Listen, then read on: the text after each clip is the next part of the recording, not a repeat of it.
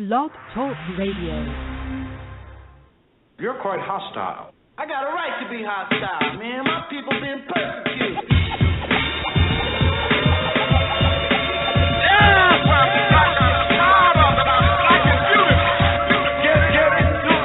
Revolution is not the best, it's a process.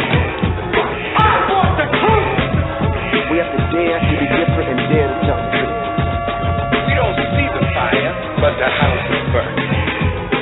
Look up a book and feed your mind. How will the people say?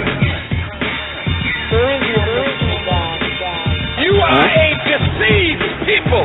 Nobody else can do this for us. Take that white Jesus down. Something is wrong. Do the research like we do the research, you'll be convinced also. Turn off Fake Housewives of Atlanta. Continue to raise the intellect and the consciousness of the human family. Professor Griff knows. So I ain't no coach.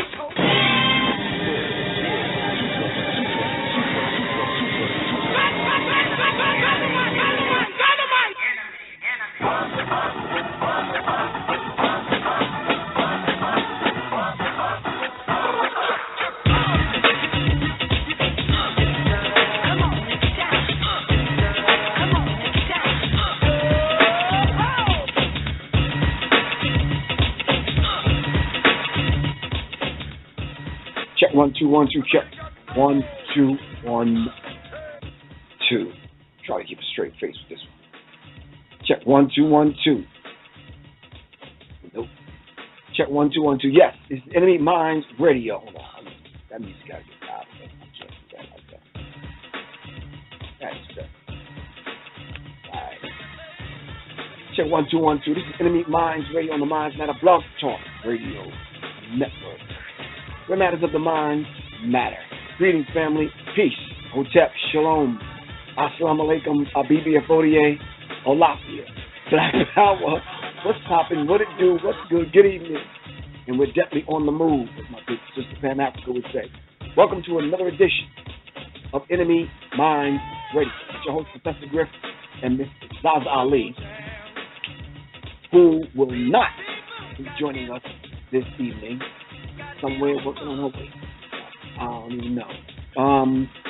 But anyway, Zaza out there just kind of, call in, note, put a note in pigeon's hoof or something.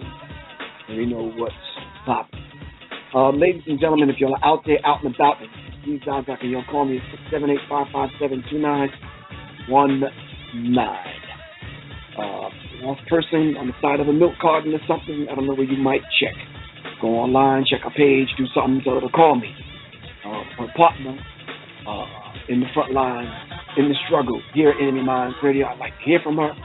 But anyway, if she was here, she would say peace to the gods and goddesses, to the RBGs, peace to the Pan-African family, the Rastafari, the Native Americans, peace to the Black Nationalists, the Moors, and the original family, covering 196,940,000 square miles of this planet that travels at a terrific speed of 1,037 1/3 miles per hour on its way around the sun every 365 quarter days. All right, we'll break down the math in a minute. But anyway, this is the show where the minds produce minds that produce minds that produce great minds, because minds matter. And we are souls in search of souls that are like minds, like minds. This show and every show is dedicated to all those that aren't dedicated, given to us by our good brother, Dr. Reverend Phil Valentine. And Sister Amy Garvey said, stand on your own 2 feet and fight like hell for those, for your place in this world. And we're definitely standing on the verge of getting it on to bring about a revolution of the mind, that is, because minds matter. Revolution complete, constructive, conscious, cosmic change.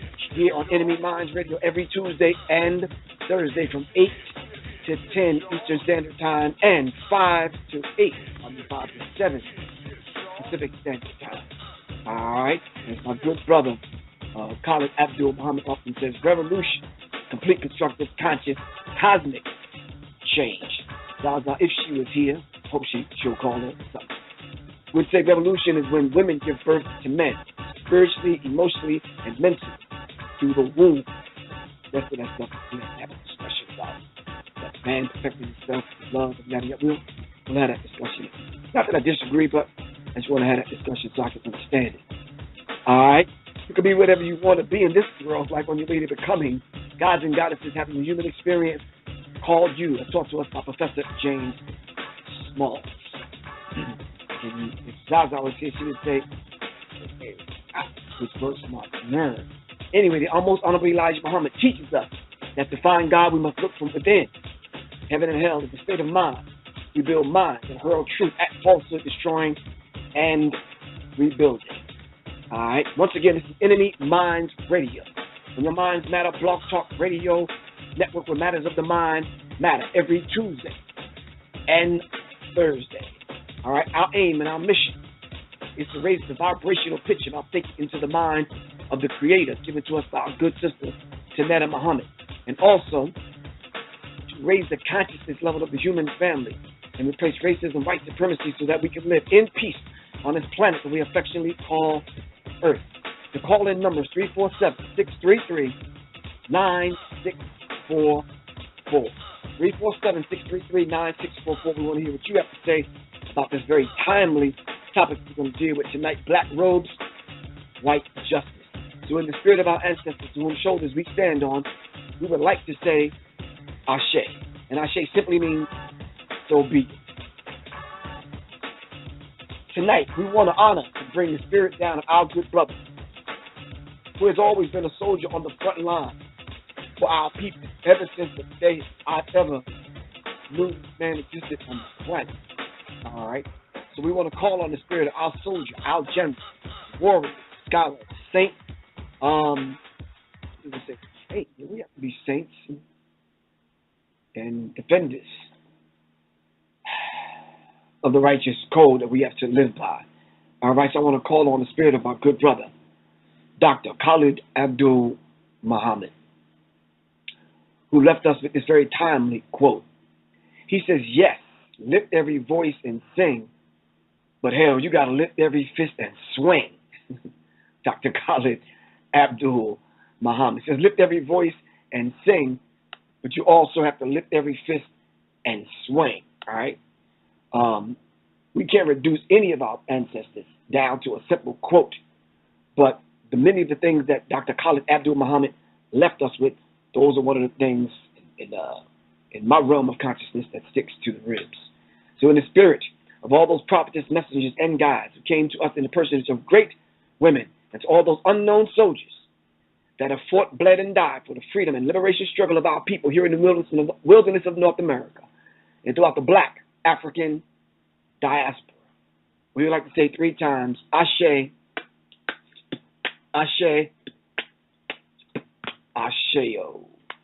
If you'd like to contact us, you can hit me up, Professor Griff. Just tweet me at Real Prof Griff. That's at Real Prof Griff. All right. You can email me at professorgriffpe@gmail.com. You can text me at 678-557-2919. That's 678-557-2919. If you want to hit Zaza up, you can hit up on Facebook at her Facebook page. Not ours, but hers. Zaza Ali. ZaZaAli. She got her Facebook up and running because now she's officially Miss Zaza Ali. To some dude come along with flowers and get on one knee and all that cute, corny stuff. You can hit up on Facebook at Miss Zaza Ali, all right?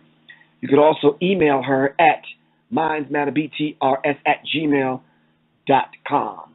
You can find us on Facebook at NMEmindz Radio, all right? Our Twitter handle is NMEmindz Radio also, and the YouTube channel is NMEmindz TV. NMEmindz TV on YouTube. All right, I want to shout out the General. As always on post, the General, my good brother Shakia, doing the damn thing, and Canetta Lindsay, doing some major mishaps today on Twitter, but we got you, we understand. I spoke to you about that, we good. My good brother Jamal, I really appreciate the flyer. It's on point as usual. I really wish I would have had that last one. That double that he put on that last one was on point. Mr. Paul Scott, Society, Khalid El Hakim, Black, Didot, King Simon. Yo, we're going to pull that off, King Simon. Zaza is actually going to host myself, Rick Ross, the real Rick Ross, not Roger, and Lord Jamar. We're making that happen in New York. We're going to contact Lord Jamar and talk to Rick Ross yesterday, him and his manager, and we're going to make it happen. Siddiqui Bakari, Smooth Matty Matt, J. Wu, B-Sun, John Trey, Sonetta. Yeah, check out Sonetta today. We got to talk Sonetta. 678-557-2919. All right. Red pill, blue pill. Yo, blue. Yo, son, I got an extra handcuff key, man. Hit me up, man. 678-557-2919. They can't do nothing with you. Man, if they keep you more than a day, dude, start educating everybody on cell block A. All right? If they transfer you, call me. All right? Anyway. Yo, these people from the West Coast, man. Love my people from the West Coast. All right? But we need to talk, man. Oakland. Give me a call, Oakland. 678-557-29. Matter of fact, Oakland, call the show. 347-633-9644. Shout out to Arcus Sun. Somewhere in Africa. I don't know where, but somewhere. Hit them up at bragz.com. BRAGSE.com. Bragz.com. Brother Rich, man. Do whatever you're going to do, man. But I don't know. Get your interview weighed up, bro. I'm going to see you on Wednesday. We got to make some things happen, man, for real. Got a chip on my left shoulder. Want to talk about some things. Shout out to Brother Rich. Check him out at BlackMagic363 on YouTube and www.undergroundrailroadnet.com. Brother Rich, Zaza Ali, and Professor Griff every Wednesday night at 11. That's 11 o'clock. Wednesday nights, Brother Rich, Zaza Ali, and Professor Griff. Check it out. Thursdays on YouTube. Tonight's show, we are going to... Hold on before I mention that. Before I go into that, I got to have some background music. Hold on. What is appropriate for background music? How about this? Let me see if this works.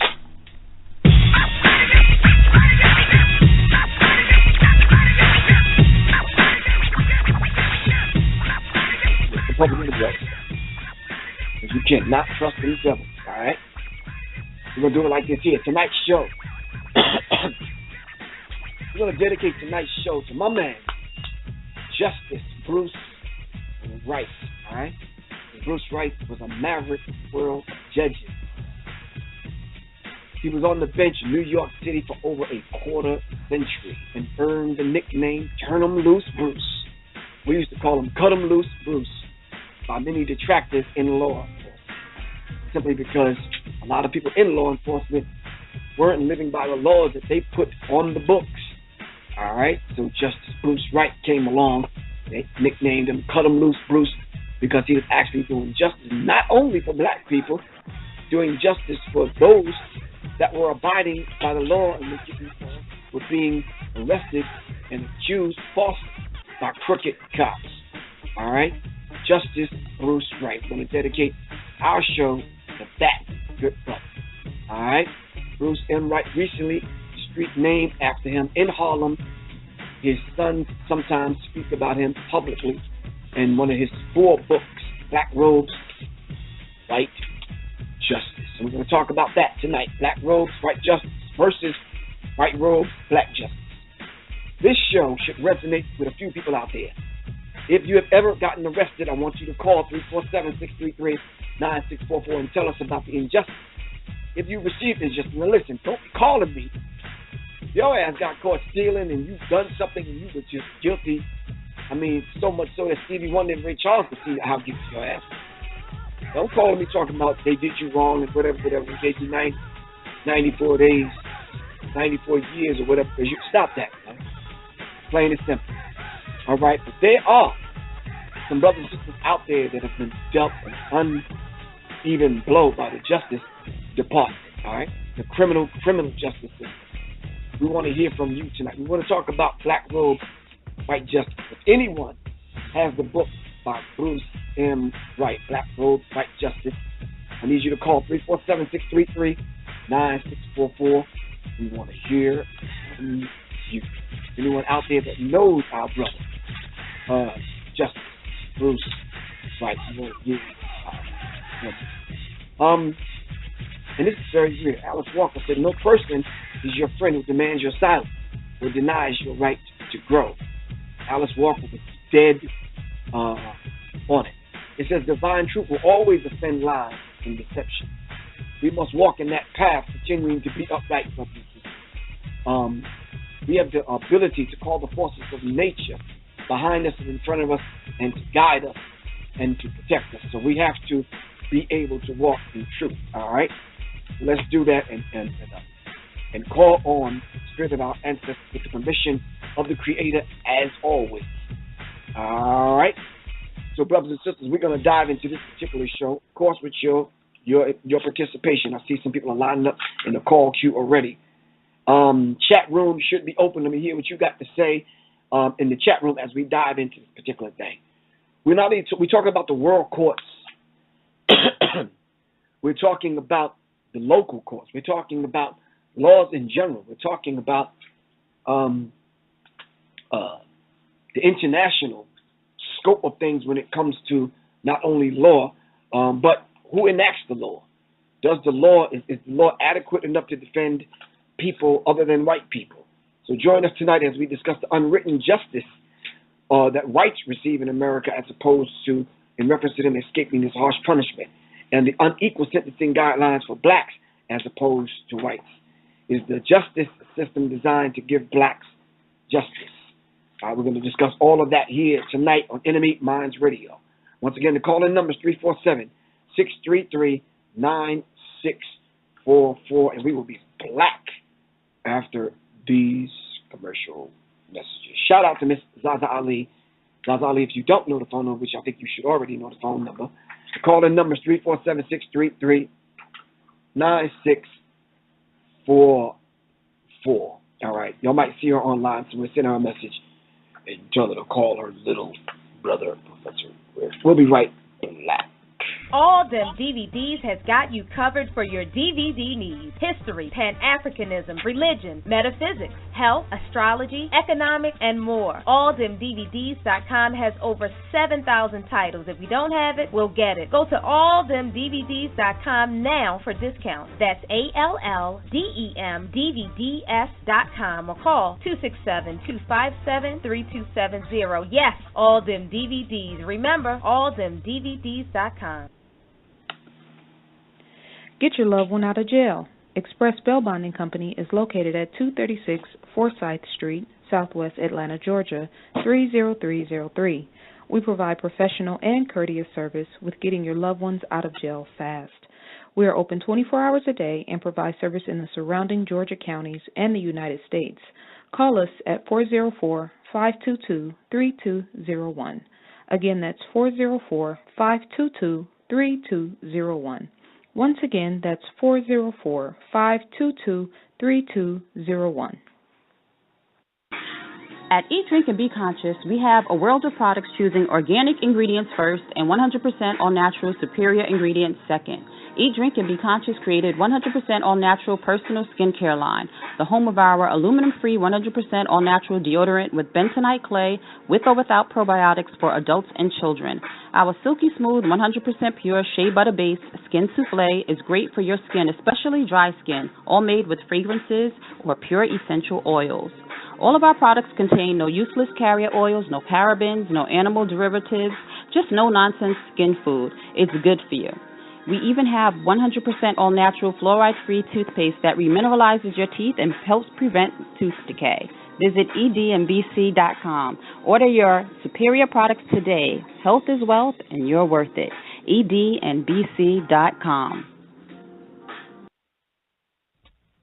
Let's do it, time.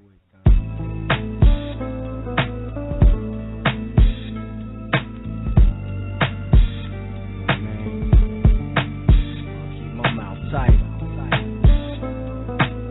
No words for y'all niggas, man.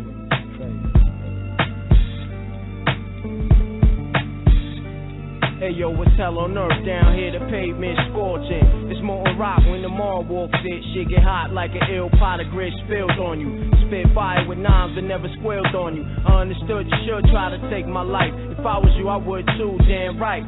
If I had drama with a nigga like such as myself, I couldn't even sleep at night until I made things right. Pull out guns, exchange a fight. Be the first to let off mines, ignite the pipes, and never let the daylight deceive. During the sun's hours, niggas do bleed. Aim for the waist, and something on the top get shot. Niggas can't shoot, never made a thing drop. Keep cream of the crop, fresh out the box, shit filled to the top. Smell the barrel when it's both locked, nigga. Have you ever lost a loved one, or never understood love till you lost one? Where your heart at? I left mine behind with mine till he departed. Where your heart at? Strength missing, to take losses is the hardest. The ones that overcome be the calmest, strive regardless. Where your heart at? Brave hearted. Now let's find out where niggas' hearts at. This is to my physical, you gone? To me, you still here. I be bugging, thinking how you doing up there. Probably watching over me, calling out my foul. Fuck with mad chicks, but I take care of my child. I miss that ass, tell God I said pardon me. If you real, he'll forgive me. But I ain't crying no more about how you gone. Used to hold me down, niggas front the song. Ain't wetting going to jail, you better shoot me. Just lost my heart, if I die, you coming with me. Quickly, while I'm pissy, they just bitches that's a little too risky. On point, hope you cats are getting the point. Whisper out my name, say but please don't point. Call me paranoid, but I'm on point. Close by the stash joint, got you in my mind. Guess that's why they say love is blind. Missing, to take losses, be the hardest. The ones that overcome, be the calmest. Strive regardless, where your heart at? Brave hearted, you better finish what you started, son. If you ever lost a loved one, you'll never understand love till you lost one. Where your heart at? I left mine behind with mine till he departed. Where your heart at? Strength mission, to take losses, be the hardest. The ones that overcome, be the calmest. Strive regardless, where your heart at? Brave hearted, now let's find out where niggas' hearts at. Alright, we're black. This is Professor Griff ZaZa, and we are back here on NMEmindz Radio. Subject tonight, we're talking about black robes, white justice. Alright, we're going to open up the phone lines rather early to hear what you have to say about this particular and very timely subject, especially with the climate of injustice and the lack of justice here in the wilderness of North America, as being told by alphabet boys. Only simply because I feel, not necessarily belief, because if you know me, I don't do this word belief thing. In some cases, black media have stepped up to let us know what's going on the national scene in reference to black people getting justice. All right, the form of justice, not necessarily justice. I say the reason why we have so many cop shows and judge shows and this kind of thing, because the lack thereof, we're not getting justice. So they put it on TV as a form of entertainment. But you buy into the whole idea of black people getting justice simply because you may see one or two of us get off, rightfully so though. But can you imagine how many people are in prison right now on the false charges, false reports by police officers, corrupt judges, just in general? You understand what I'm saying? It's a hot day in Georgia. We gotta turn this fan on or something, heat on. But anyway, seriously, the studio we affectionately call the library is burning up. But anyway, we want to hear what you have to say.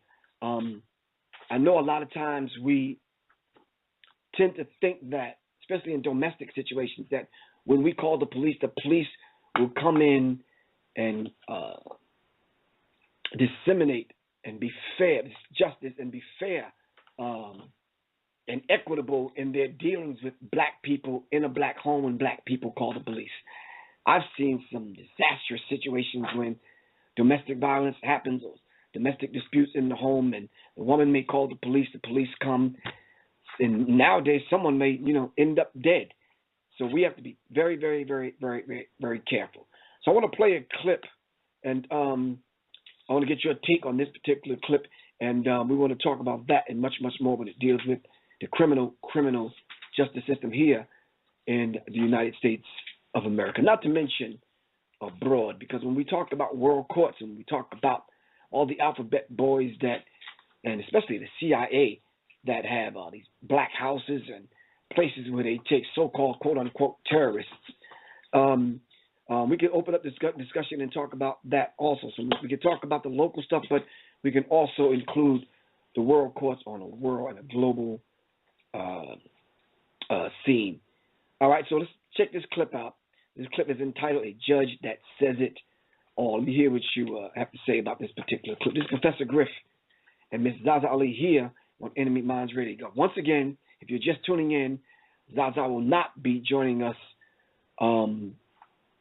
this evening.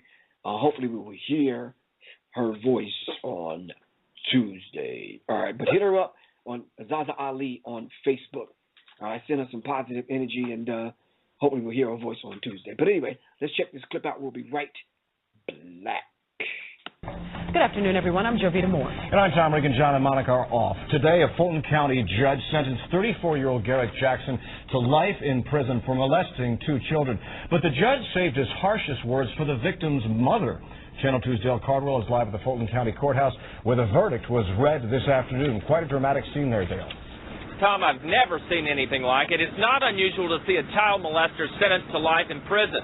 It is unusual to see the children's mother openly shamed in the courtroom. Defendant will rise. Garrett Jackson's going to prison, convicted of molesting 2 young children. So I hereby sentence you to life in prison on that. But the judge reserved his harshest criticism for the mother he says allowed it to happen. Thank you, Jesus, and thank all of you. You know what? You're the cause of this.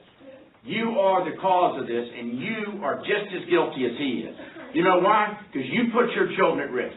You had 5 children, and you went out drinking, and you didn't care about the children, and you knew what was going on. The facts that came out at trial are that Mr. Jackson was the on-again, off-again boyfriend of the victim's mother.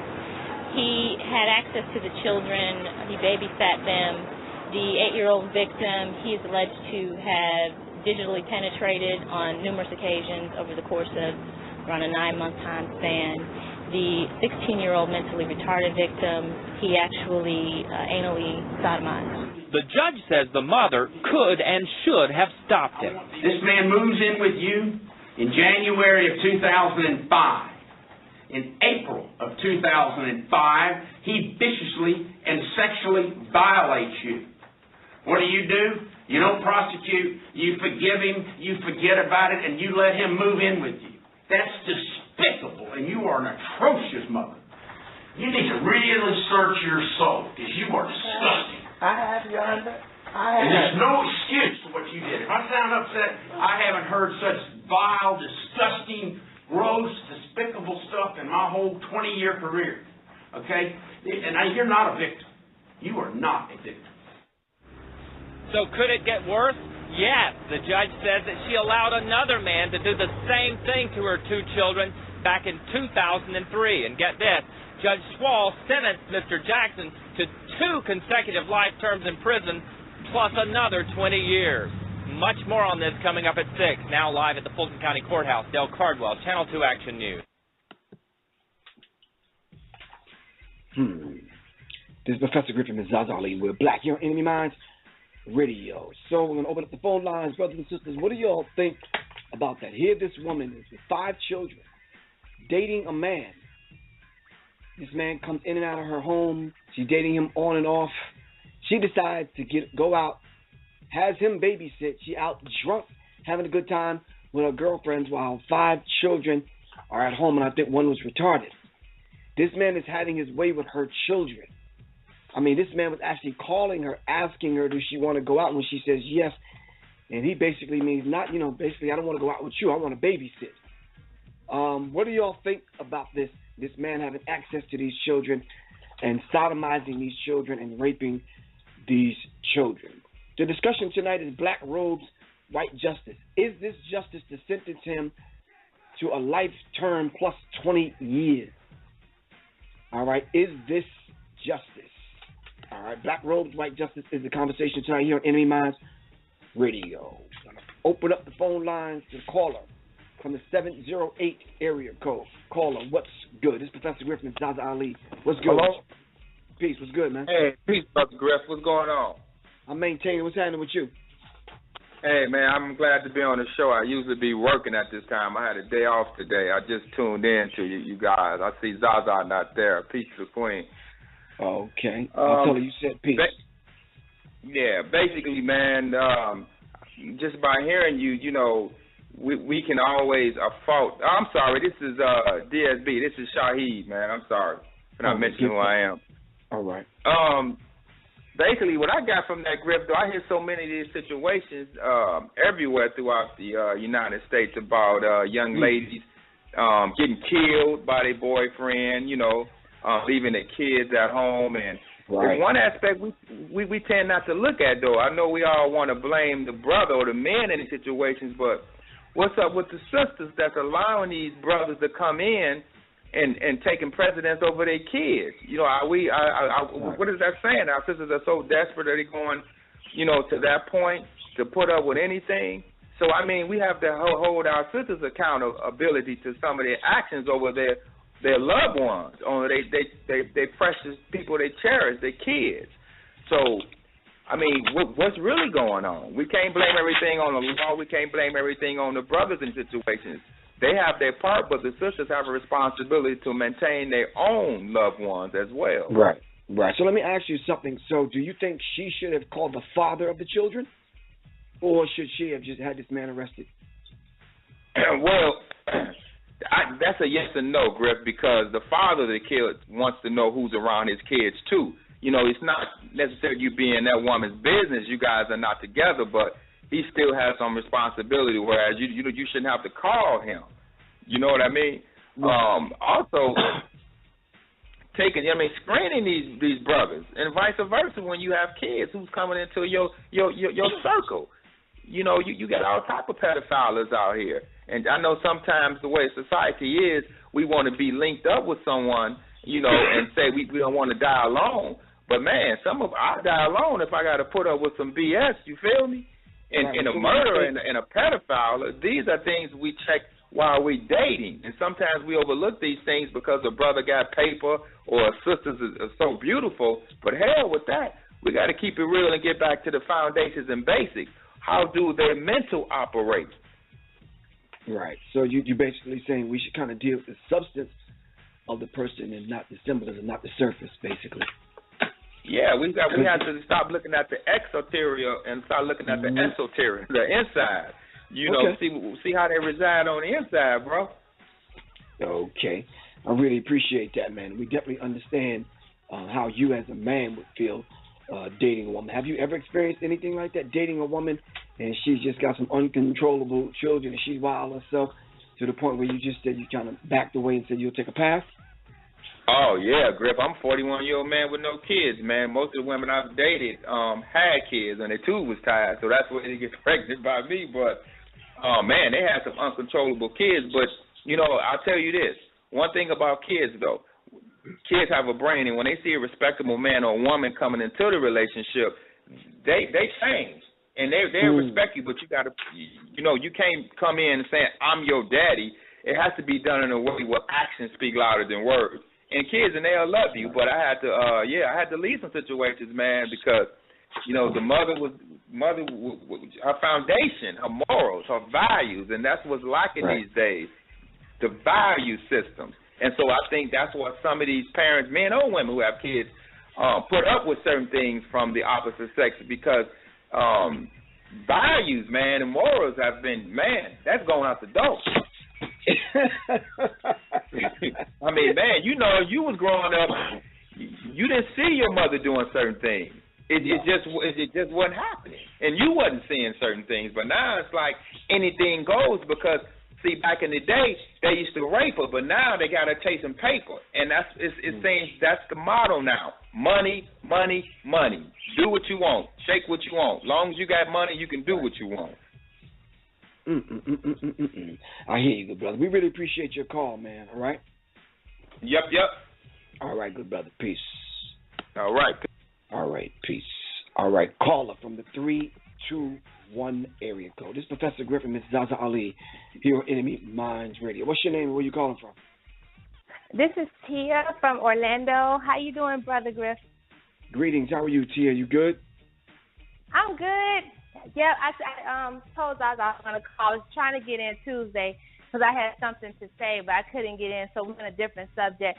So I just want to say that, and one reason why I was calling you on this subject, but I think you guys know that I am a court reporter, and just to the subject you're talking about tonight, there was a situation not long ago when there were 3 doctors that got caught up in a pharmaceutical thing, and there was a black doctor that ended up with like 25 years.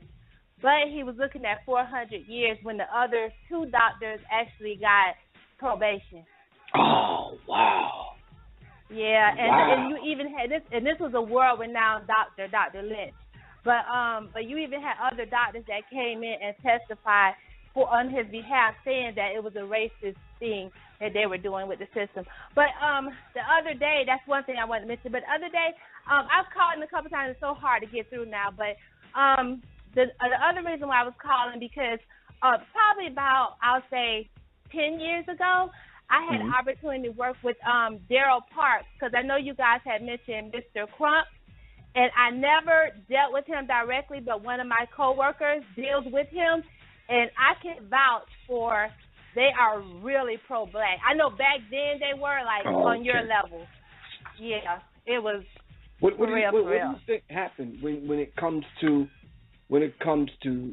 defending our people? What happens when, you know, I know a lot of people in the entertainment industry that started out extremely pro-black, blacker than black. Did I 8 blacks or 7 were black, and then later on, we don't find a trace of that in them. What do you think happens?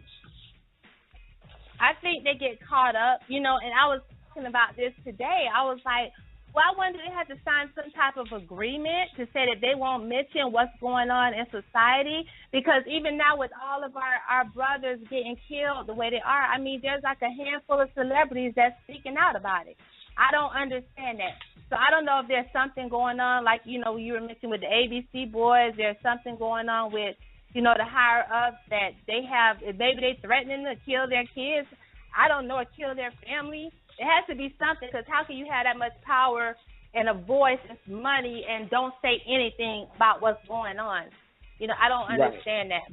So, you know. So do you feel that they may have joined the Masons, or they taken oaths, or they joined the Boule to the point where they can't talk? Is something, they got a gag order? I mean, what is it? It has to be something. It has to be. I mean, you have people that's like literally, I was reading the other day about the wealth gap is growing so large, especially between black and white. And the number 1 city was Atlanta. And I'm like, well, wow, you know, because you have so many black millionaires in Atlanta. And I'm like, I can't figure that out. So I'm like, it has to be something that we have a black president. And he literally, I saw Hillary Clinton, she spoke directly about the situation. She went all in. I don't know if you saw that when she made that speech right after the Baltimore riot last week, when they were really rioting that first day. Like that next day she made a speech, or maybe the day after. But she went there, and President Obama, he's like neutral. You know, I mean, it has to be something that's going on with our brothers, because there's no way, I don't understand that. How can you be black and know what's going on, have a voice, have all this power and money, and you just totally ignore everything? Right. We're on the path of disaster. Like, it's disastrous right now, and nobody seems to be speaking up, being real, you know, other than you guys, really. Well, my thing is, I think I know about a handful of entertainers and musicians and artists that are out there that are speaking up. They may not speak up in the way that we speak up. Do you understand what I'm saying? I think Kendrick Lamar and Lupe Fiasco is speaking volumes right now, but who's listening? You understand what I'm saying? Malcolm Jamal Warner speaking volumes, but who's listening?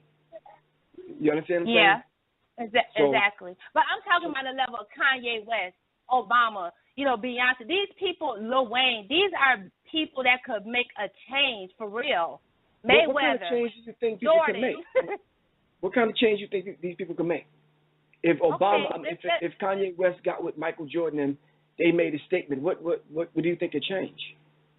No, I mean, a statement. I mean, look at the change that Lil Wayne has made by preaching about Molly. Look at all the kids just from hearing his voice and him rapping this stuff. Look at what is the one guy who preached about being gay? I mean, look at the big difference. Or Obama okaying being gay.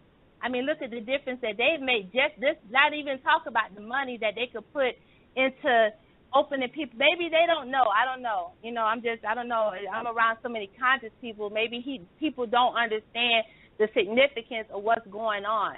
I mean, we're getting destroyed not only, you know what I mean, on a, like you said, with the prison system. I mean, when I first started out court reporting 15 years ago, I was in the criminal system. I was young then. And I had to get out of it because I'm telling you, these judges were handing out 30 years like it was candy. I'm telling you, to 18, 19, 20 year, I'm telling you, it was so extreme, and I wasn't even on the level I'm at now, and I couldn't even handle it. And I was doing 80% criminal, and now I'm, 80% civil. You know, I mean, it's just, we don't even understand. Mm-hmm. I'm sorry? No, go on. No, I'm saying people do not and I think we've gotten used to, like, we've succumbed to that, like.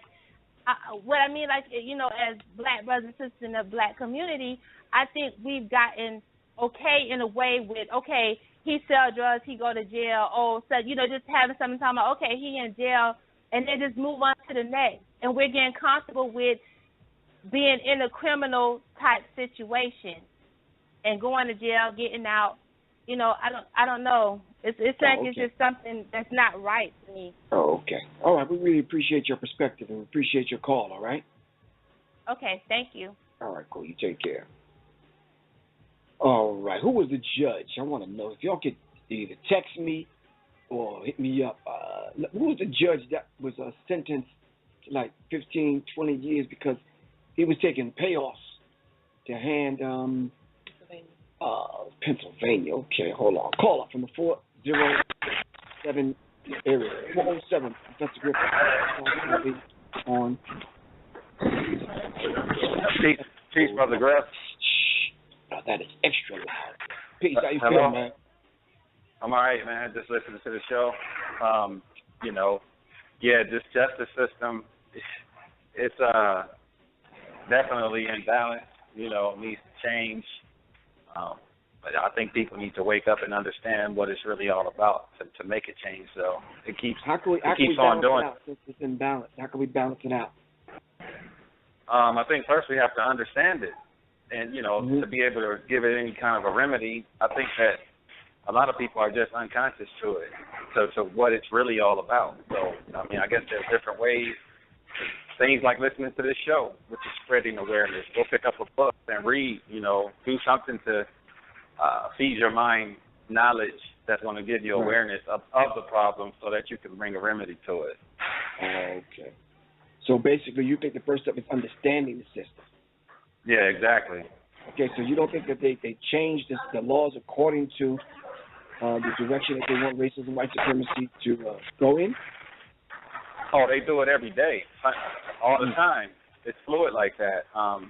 Ultimately, the understanding that needs to be brought to the forefront is not really understanding the intricacies of the system, but just understanding that it needs to be destroyed and replaced. What would you replace it with?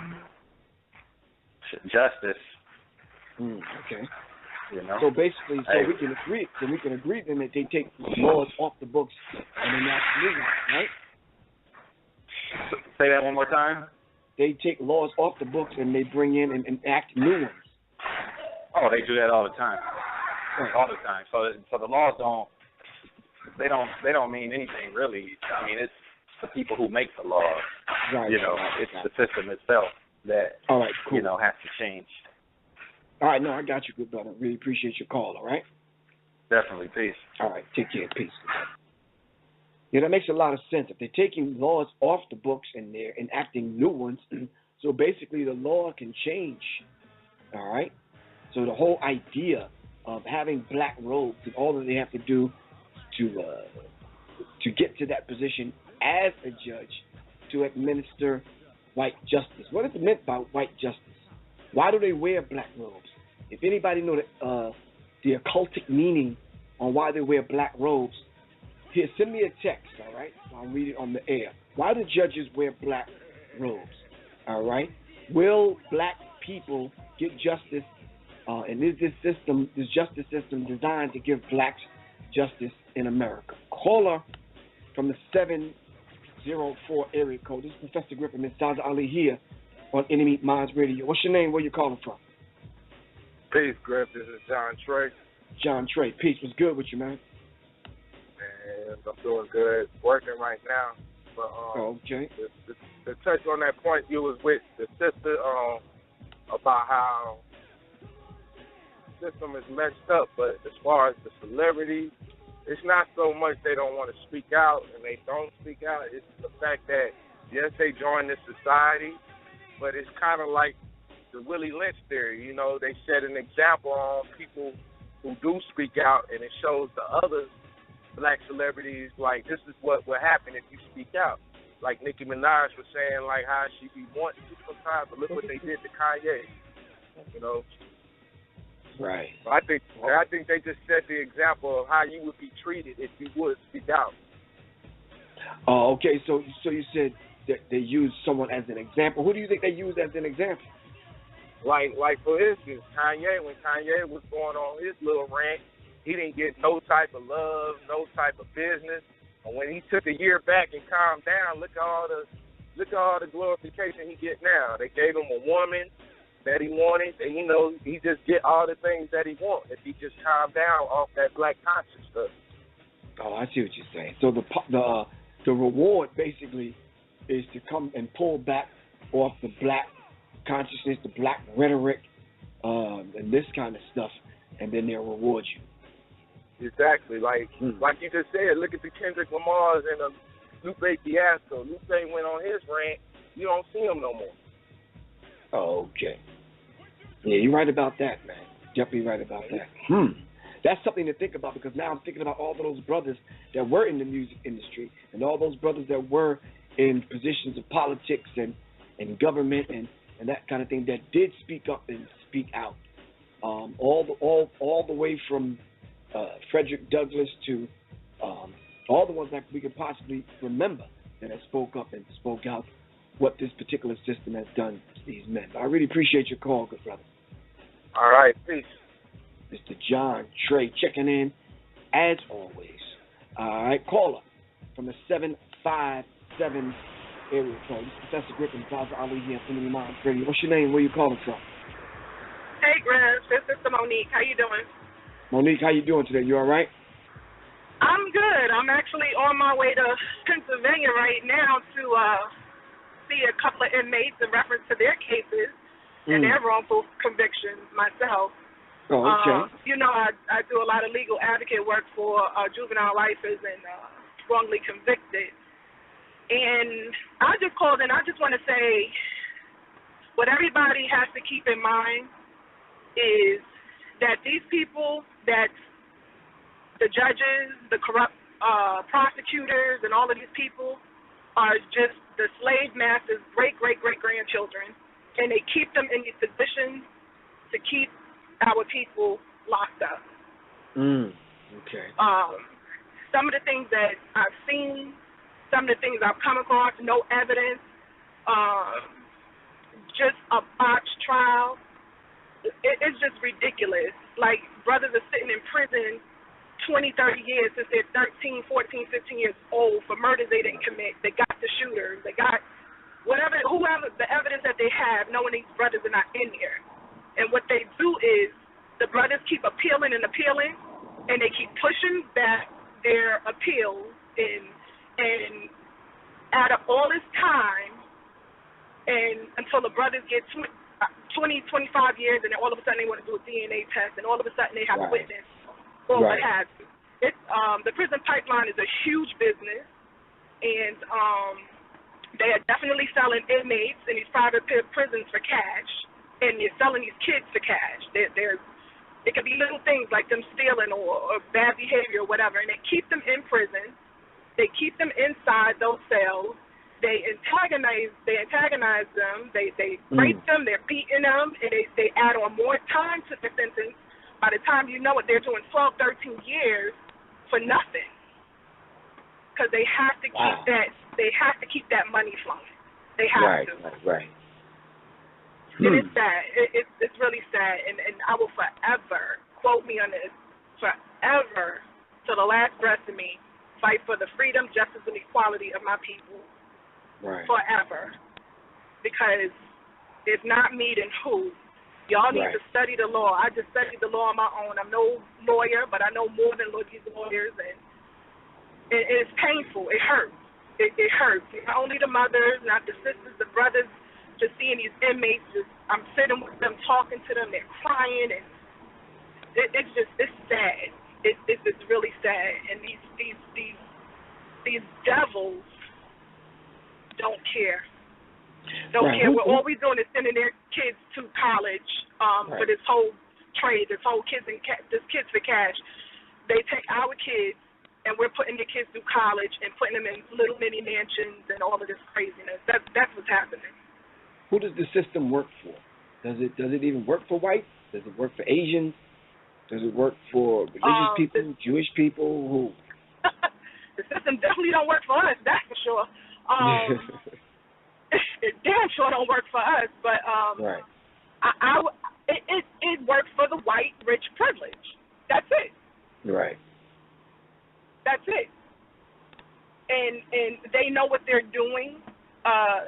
If I'm having a meeting with a team of lawyers or a legal team, and maybe a prosecutor come in, a DA or whatever, they come in from time to time, you could just see the evil in their face, in the smirks, and no, I don't know, whatever, and the DAs and the judges are just, they're all in one, they're all together, they're playing golf together, and it's all about money.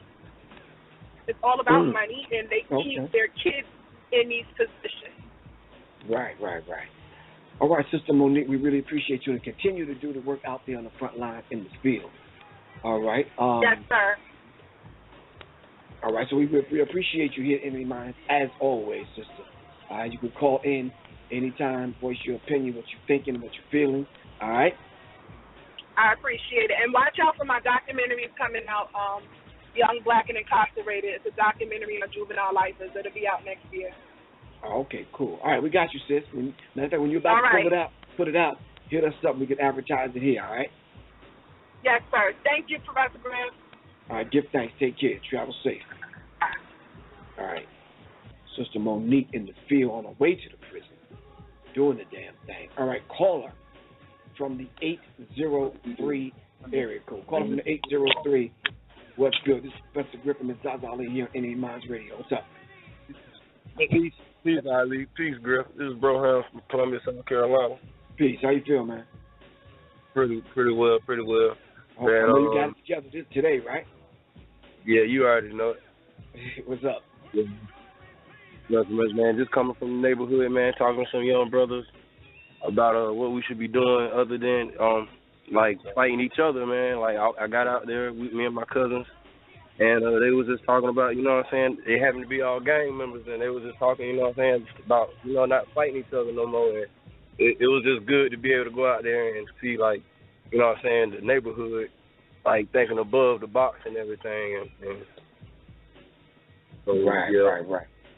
I mean, how did they receive you?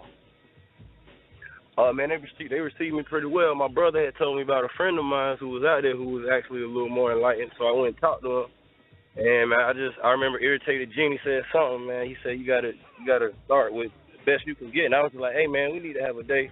We have a cookout and everybody just wear African colors, man. That's the best, you know what I'm saying? And he was the oldest guy out there, and so he was like, yeah, he was the most influenced, and he was what you would like to say, you know what I'm saying, the big dog out there over all the other gang members. So it was like my brother told me we got to talk to him because he had a pull over all of them, and just the fact that he liked the idea of wearing African colors, wearing our colors, just for a cookout, even, you know, but on top of the fact that everybody else is not trying to fight each other. Like, there were rival gang members out there today when I just walked out there.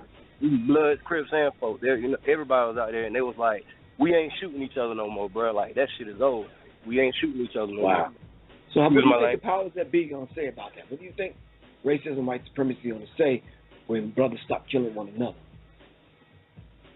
They're going to do like Bob Marley said, kill them before they grow. You know, that's exactly what they say. And, you know, they're going to, and then they're going to try to, you know, they're going to try to frame it, oh, now we taking up arms against the police. No, ain't about that. Like I told my brother today, we went up to the Arab store today, and, you know, I walked in, I had my, I'm an auto body worker, and I had my little mask on, and she going to talk about some, Ebola. And then, you know, I pointed at my skin. I was like, nah, we immune to that. You know what I'm saying? It wasn't the smartest thing. You know what I'm saying? Like, nah, you tripping, lady. And then this what happened now. And then she gonna be like, oh, I'm white.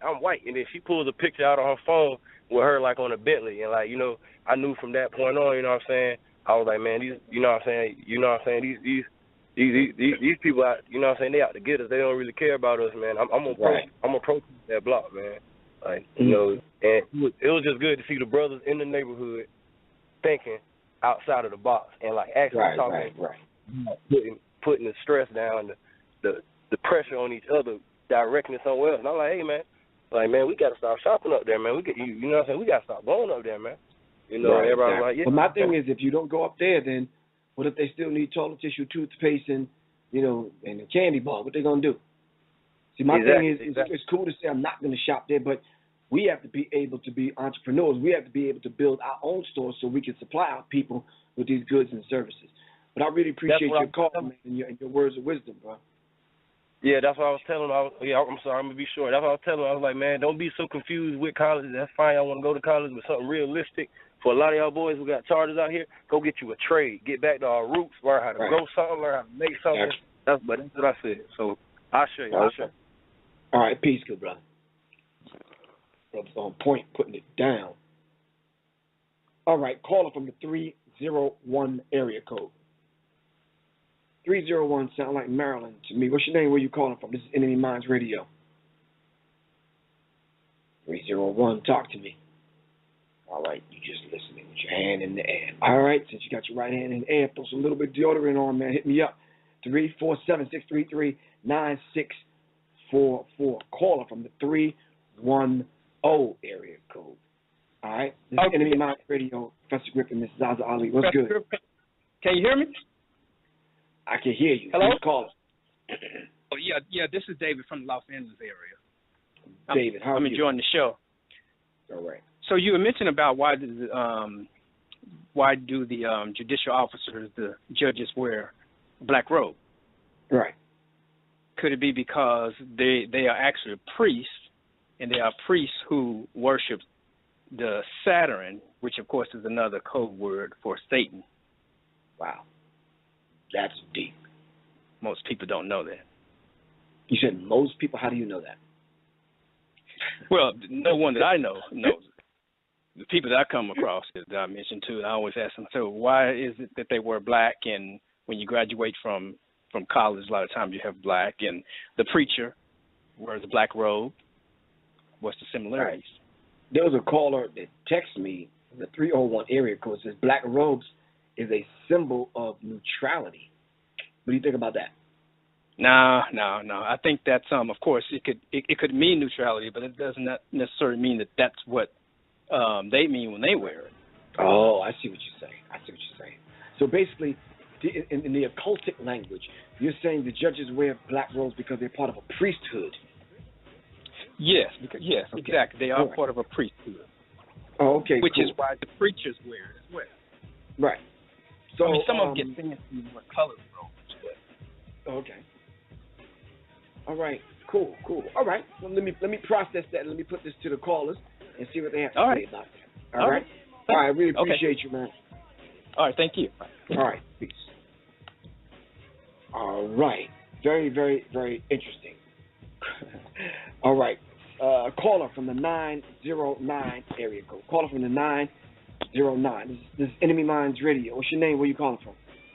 Yeah, this is Todd. How you doing? Please Claude, Hello? what's happening? Yeah, man. I just wanted to say, the black robes, I sent you a little thing on the black robe. I'm out in traffic. But the black robe means I'm feeling it. It means what? Claude. Yeah, you must really be in traffic. So much so that your call dropped. I didn't even hear what he said, so maybe he'll call black. Caller from the 678 area code. This is Professor Griff ZaZa Ali here on NMEmindz Radio. What's good? Peace, Professor Griff. This is Brother Keith.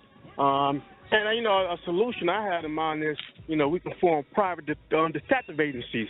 Whites do it all the time. The gypsies actually have their own court system. The Jews have their own court system before they go to the American judicial system.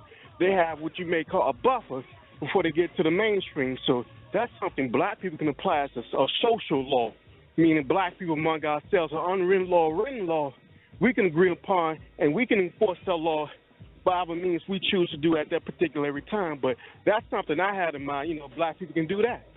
If we always complain about what the judicial... Sir? Give me an example of what you're talking about, i.e.,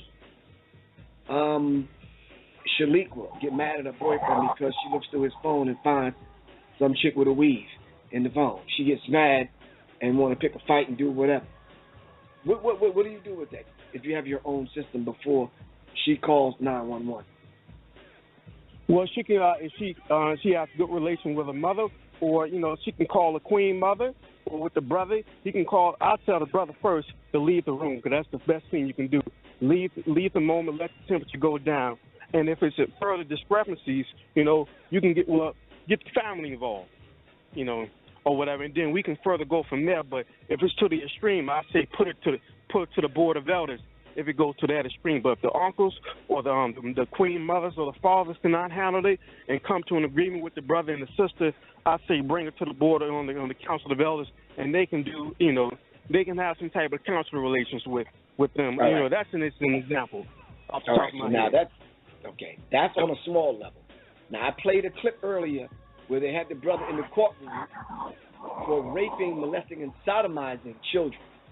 What do you do in that situation? Well, I won't necessarily say that on the radio. Oh, okay. No, I know what you mean. All right. I hear you. How do you think that? What do you think about that? Black people have their own, a cultural system, if you will, that checks and balances our behavior before we take it to the courts of white America. That's beautiful. I commend you for that. Definitely. That's beautiful. I think that's something we have to put in place. Thank you very much for that. Yes, sir. All right, good brother. All right, peace. All right, peace. Caller from the 843. Caller from the 301-336-909. Sit tight. Let me play these commercials, and we'll be right back in your grill, up in your mind space. All right, this is Professor Griff ZaZa Ali here on NMEmindz Radio. We'll be right back after these words from our sponsors. Say it loud, I'm black and I'm proud. Wear your pride on your chest with Foxy's unique limited edition apparel for men, women, and kids. Check them out at myfoxy.com. That's myfoxy.com. At Foxy, they even have a variety of art, pillows, and more at myfoxy.com. Use coupon code MMBTRS14 and get 10% off your order. Get Foxy. Test of emergency alert system capabilities. This test message has been initiated by National Alert. War is being waged against us on all levels. Be dressed, be ready with Warrior Wear t-shirts, long sleeve shirts, and hoodies. Come check us out at our website, warriorwearrbg.com. Again, that's warriorwearrbg.com. Does your business need a boost? Did you hire Pookie and them to do your logo? At Free Yourself Designs, we can help you and your business stand out with our graphic design services, backed by our 100% custom design guarantee. Call us today, 919-964-FYD1. That's 919-964-3931. Or email us at freeyourselfdesigns@outlook.com. Free yourself and free your mind with Free Yourself Designs. His wife and Chuck D, here to do my get wicked. You ever notice how when something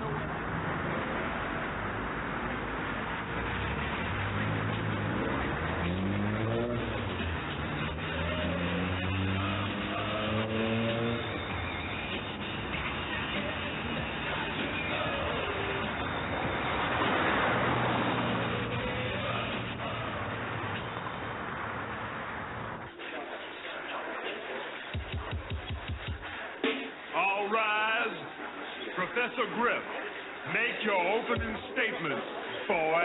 Thank you very much, Your Honor. Ladies and gentlemen of the jury, in the defense of rap music, we're being accused of being incompetent, irrelevant, and immaterial to the music industry. I believe that the forthcoming statement will prove testimony to our case that America needs to come to a rap show and let us, Rap time a little bit right here. Here's original black man on and up rise, convicted and halfway hung before sunrise. Order in the court, all rise, this hanging time, this freedom of speech. So I'm expressing this with a rhyme, can I with your honor? Should I say your majesty? No matter what I say, you're gonna throw the book at me. Witness is general, cause this is principle. I even take the lie that it's inadmissible, but I'm still calm. I was sworn in on the good book, but now I'm wondering who's the judge and who's the crook. Nowhere to run, nowhere to discuss this. Now I'm trapped, black robe, white justice.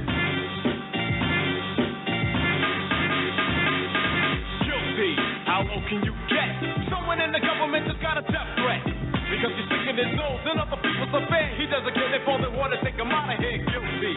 Because of a simple reason. What reason? Yo, he's in charge due to the fact that he's the president. But 95% of the time he's at his president. Guilty.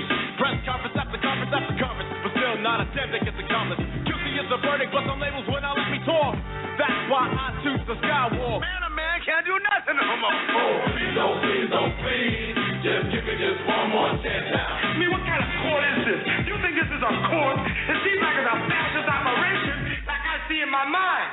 From a radical mind comes radical production. Political system geared for our destruction. Country is ran and controlled by lanes with a covert plan to keep our mind in change. I still drop knowledge for listeners and readers, while government hitmen stalk black leaders. In God's house, you shine, you glitter. You sell your soul to the highest bidder. Don't be fooled by the stuff they're popping. The finest of drugs they claim to be stopping. Never accused, born to even pop. The COB that makes stops to the cops. Political villains take payoff every day. Some white, some black, some straight, some gay. Get up on the sheet off us.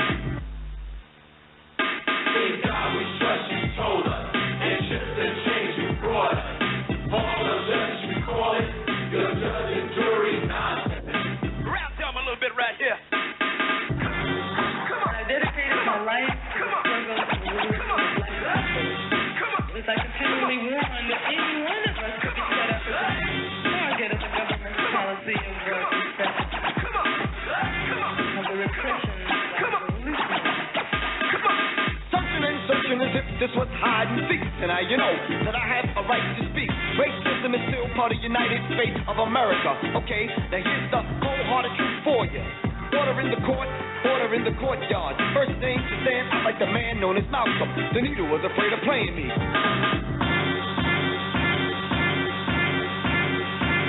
I'm guilty, it's just my luck. I'm stuck between a wall and a mattress. Slam arms or break, cause I make not a fake. On mistake, I won't budge. So you be the judge. Or whether you hit me, it won't mean jack to me, cause I don't give a damn. Can't you understand? If I'm guilty, to charge me only on expressing my feelings through my songs. If you lock me up or captivate me, I have to activate the LAD. Police who try to make an arrest, better watch your back for the ATS. Handcuffs could never contain like the pre-production, no gold black chain. So I charge you on account of being a misfit, and yo, guilty is a verdict. You can't call this no mistrial. Yes. Check 1 2 1 2. That was Professor Griff and the Last Asiatic Disciple. I think I did that song 20 years ago. It sounded like it too. But anyway, Last Asiatic Disciples, my man, Society, Life, B-Rise, Patrick X, JXL, my man, Kerwin, Slick, Young, and whoever else was on that project with me before we did the God project, which is the Great Uncle Dialects. All right. All right, we're going to dive back into the calls. All right, thank you all for being patient. Really appreciate that. Tonight's discussion, we're talking about black robes, white justice. That's black robes, white justice. And let's see what we can do with this particular subject. Caller from the 336 area code. This is Professor Griff and ZaZa Ali here on NMEmindz Radio. Once again, brothers and sisters, ZaZa Ali will not be joining us. And hopefully, inshallah, we will hear her voice on Tuesday. All right. Caller from the 336 area code. What's good? Peace, family. Peace. Shakir. The black robes. One thing that I always admonish everybody is that one of the main cornerstone books that you should have is Message to the Black Man, and you should read that book 100 times and research it thoroughly. And you would know that this white man is your polar opposite. He's your dichotomy. So we are the original givers of law. Right? And the reason why, his world is illusion, it has to be, that's why the devil promised us 366 degrees of knowledge. Because it has to, anything on 6 has to equal that which is the real thing. So a shadow is an illusion. A reflection is an illusion. So this is why we gave the whole world law. But then he comes up with something that is called legal. That's why something can be lawful and not be legal, and something can be legal and not be lawful. Legal versus lawful. Lawful, I have to ask on my Morris Science Temple brothers about that one. Legal versus lawful. Right. Okay. And see, so then we get in deeper to the law, right? We get in deeper to the law. Now, if King George was the king of England and France back in the day, right? Then that means Thomas Jefferson, George Washington, Benjamin Franklin, and Madison and the rest of the boys, and they were slaves. Because the king's law is God's word, God's law according to them, right? Okay. Only thing you can do is petition the king, and he can say yea or nay. That's it. So if they say to the preamble in the Constitution, to make a more perfect union, we adopt this Constitution. Hold up, wait a minute. Who the hell y'all adopt it from? You didn't. Damn sure didn't get it from the king. They got it for everything they got. They stole from us. Right. And they just turn it around, and you can never run anything correct if you got a 6-ounce damn brain. Right. So let me ask you something. Since they stole it from us, is the judicial system of today, is it designed to give justice to black people? Hell no. Excuse my language. So will we ever get justice? Not until you dismantle this whole thing and give it the way that we gave the law. Because everything he does, he can't do it. He's only doing what his nature is with a 6-ounce brain. He can't do nothing but F it up. All right, so let me ask you something. So if we become sovereign, do you think we'll get justice in his court system, his judicial system? No, you have to. Only until we get back in the positions where we were originally can we give the whole thing is out of order. Oh, okay. That's why it has to be scrapped. Okay. No, I understand. And so, yes, sir. And this is why they wear the black robes, because our ancestors, when we had the black robe, that black is symbolism of the universal triple stage darkness. Because darkness is darkness. I know some some more science brothers, and they basically write the whole idea of being black off.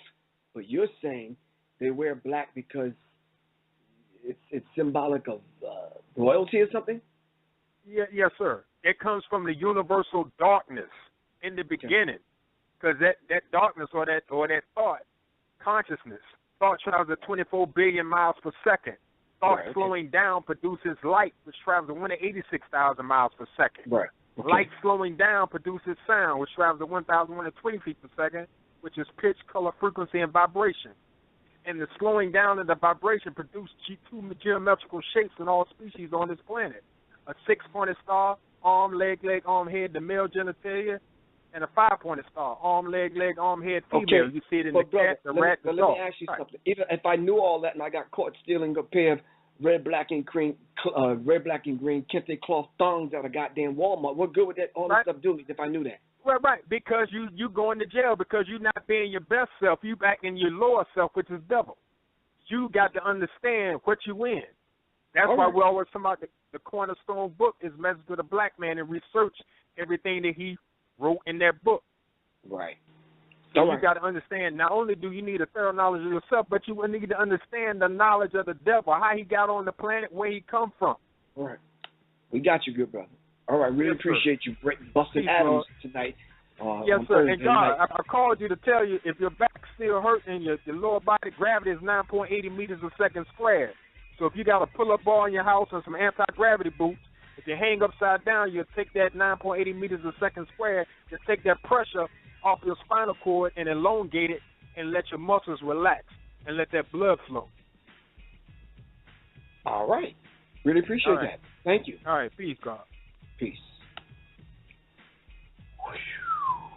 Yeah.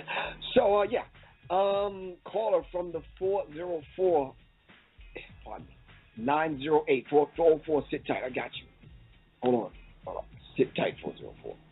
Caller from the 313 area code. Sit tight, 909. This is Professor Griff and Brother Shakir dropping jewels and mathematics and all kinds of stuff. Got my brain discombobulated here. Calling from the 313 area code. Calling from the D. What's good? This is NMEmindz Radio. What's your name? Where you calling from? This is Garrett from Detroit. Peace, Uncle Griff. Peace. What's good, man? How you feel? I'm all right. Yourself? Maintaining, trying to be like you, trying to figure out where ZaZa at.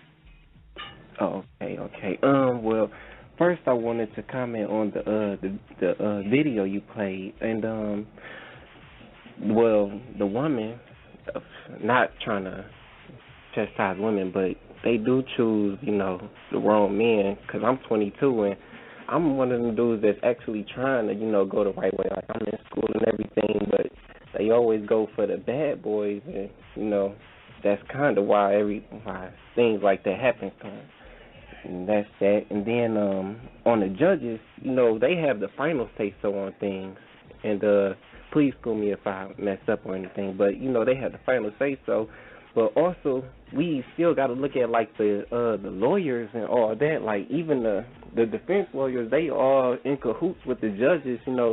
They have talked, had meetings on black people like my age and all, to throw us in jail. Make us take plea deals and everything, right. just so it won't be as bad as as it could get. Right, so let me ask you something. So if the judges have the final say, then what's the role of the jury then? That's what I was trying to figure out.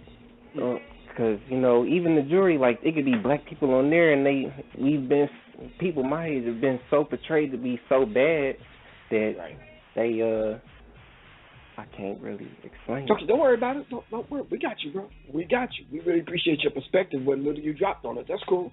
What happens in this kind of situation, you at least prick the conscience of some people that's listening. All right, we just have to put it on their mind and get people to think, and that may plant a seed. You understand what I'm saying? I really appreciate your call, though, all right?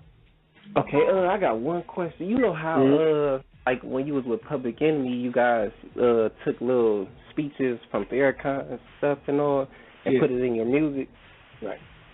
I was wondering, like, if it would be all right with you, like, how I hear you and ZaZa talk and everything. Like, I make like beats and stuff, and I think, like, just started off with like a little speech from what y'all say, and like before one of my beats come on, would that be all right with you guys? Take it. No, don't worry about the copyright. Take it. Do what you do with it. Send it back to me at Minds Matters. mindsmatterbtrs@gmail.com. We'll play it on the air for you, all right? All right, thank you so much, and peace. All right, peace, good brother. Caller from the D. All right, caller from the 404 area. Close to my car. Let me see my keys. Let me back up, since niggas don't know how to park. Hello, ma'am. Hello. I didn't even pay attention if he got out the car. Let me call my grandma. I did too. Maybe it was them. Ma'am. Hey, well, you know what? If I crank the car, that'll expend gas. As long as she ain't touch it. Don't even know she on the air. Hey, ma'am. Park your damn car. My list, though, it's got to be in the car. Because I had my hand on it. I'm about to go church this Sunday. Hello, ma'am. Oh my God. It's me, oh Lord. Standing in the middle of prayer. Ma'am, hello. She ain't even answering the phone. Anyway, caller from the 718. Caller from the 718. Hello? How are you? What's really good with that caller, though? I don't know, man. I had to go get my grandmother out of the room, man. But anyway. How you doing? Griff? How are you tonight? I'm all right, trying to be like you. What's good? I'm all right. I wanted to just give my 2 cents about the clip you played earlier. Asked, very critical. This sister got this brother babysitting her 5 children, and he's molesting them, raping them, sodomizing them, and the judge sentenced to life plus 20. What do you think about that? I think the sentence, so far as the sentence is concerned, like I'm totally fine with that. But the method in which he was like kind of like just shaming the woman who was the mother in the situation, I was definitely cringing at everything he said. Just putting everything in the context of racism, white supremacy, to hear this white man kind of shame her and like just tell her that she's not a victim, that is injustice in my view. I feel that justice would have been. See, the question was not did the judge administer justice in him being angry. The question was earlier, was the sentence justified? The sentence? Life plus 20, yes. Well, yeah, I would definitely agree with the sentence. Definitely. Okay. But there were a lot of issues around the case that should have been addressed, mainly the mother's like lack of sanity to bring that kind of element around her child. So, sentencing her to some kind of like therapy or something like that, especially like therapy for the children, like, it would have been helpful and more justifiable to recommend those people to get some kind of help because they're sick, they're sad, and they need help. Right. Yeah. Well, that's my view. That's my. All right. I really appreciate it. Thanks for your 3.5 cents. All right. I'll try to flip that with the next call and make it a nickel. All right. Really appreciate you, sis. All right. All right. Peace. All right. 909. Sit tight 1 second. All right. Hold on 1 second. I lost my place, man. That call at 404. Be quiet.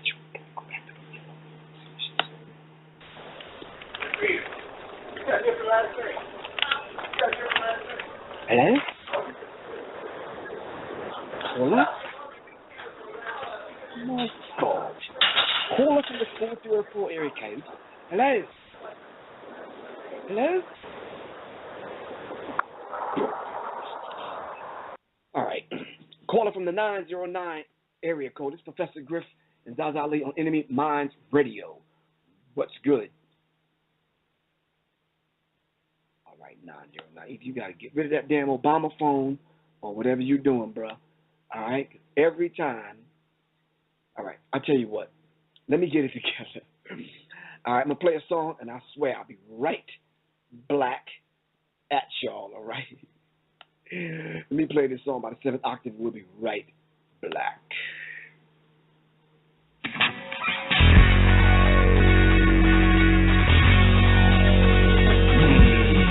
Yeah, war cry. Yeah. I'm out riding in the Chevy all black, bitch. Can't see me 'cause I'm riding in the back, bitch. Big 45 loaded in my lap, bitch. Mouth full of truth, pocket full of facts, bitch. Yeah, they got my straw man stacking cash. I'm coming for them, tell the feds they can kiss my ass. Pushed me out the pussy in the wall, tried to move on. I'm born in my uniform, I never take it off, it costs everything. I paid for this with pain, let it rain like syringe out. Wet 'em with a cinch out, elements and minerals. Drop it down the ditch down and spit it out, high tech intellectual violence. Trumpets and violence that float on the silence, but rough enough to break New York and Strong Island shit. We at war cause we got it. 2012 to the day we burn every fucking dollar.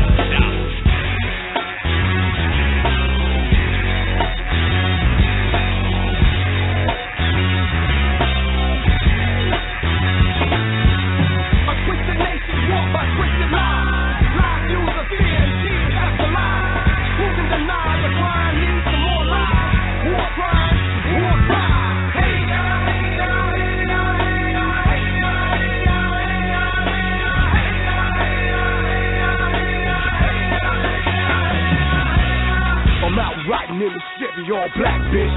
Can't see me cause I'm riding in the back, bitch. Big 45 loaded in my lap, bitch. Mouth full of two pots full of fat, bitch. American tragedy, sadly now you're a refugee. African, Northern American, you don't want to be. Black, as gladly as a matter of factly. Can't understand the slow response to white culture and odyssey. Twist system like Twisted Sister. Bad education town and no one missed us.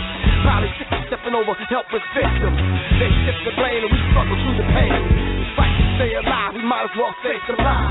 My offer 21, ride, night war homicide. Black water, creeping through the midst of the fog. On the heels of the hip-hop god.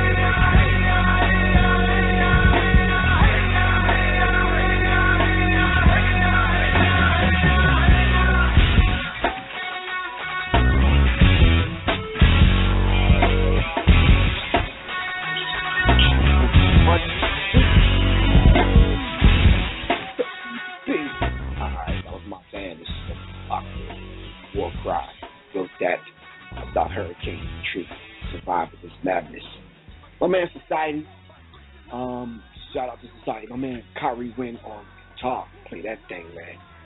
Interesting brother on that guitar, y'all. He taught himself how to play by listening to Jimi Hendrix records. His dad was a music critic, writer, and used to bring the records home to kind of go over the records and write articles about the records. So he would listen to the records and taught himself how to play at a very, very young age. Self-taught. Beautiful thing, man. Black man and woman. God and goddess. Real.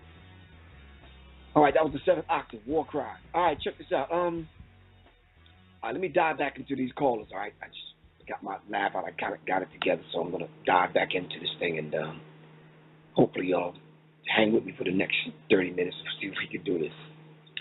All right, caller from the 909 area code. This is Professor Griff and Ms. ZaZa Ali of NMEmindz Radio. What's good? Hey, this is Brother Claude. Been having a hard time with this phone today, brother. Don't take your time, brother. Put a battery in it and call it. Sure. Hey, I want to really call and thank you, man, because this subject is like right on time. While I was talking to you, when my call dropped, I got a call from a brother that's actually locked up. I can't give his name. I'm gonna have him call you next week.